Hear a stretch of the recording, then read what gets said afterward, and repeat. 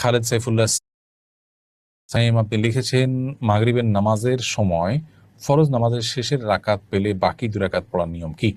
আপনি শুধু শেষের রাকাত পেয়েছেন, তাহলে শেষের রাকাতে বৈঠকে পেয়েছেন, এরপর বাকি 2 রাকাতের প্রথম 2 রাকাতে আপনি বৈঠক করবেন, দ্বিতীয় রাকাতে আপনি বৈঠক করবেন, এইভাবে নামাজ পড়ে আপনি শেষ করবেন।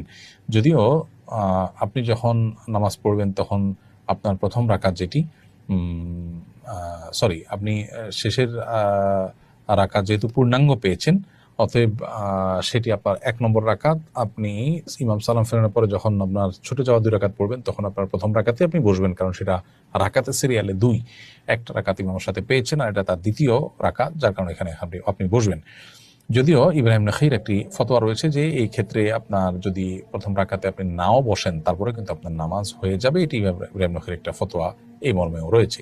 কিন্তু বিশুদ্ধ মত হলো যে আপনি ইমামের সাথে শেষ রাকাত পেয়েছেন মাগরিবের নামাজে, সেটাতে বসছেন, আপনি যখন নিজে আদায় করবেন ছুটে যাওয়া 2 রাকাত, তার প্রথম রাকাতেও আপনি বসবেন আর শেষ রাকাতেও বসবেন, তাদের 3টা বৈঠকই হবে, তাতে কোনো অসুবিধা নেই, নামাজ এইভাবে আপনি আদায় করবেন।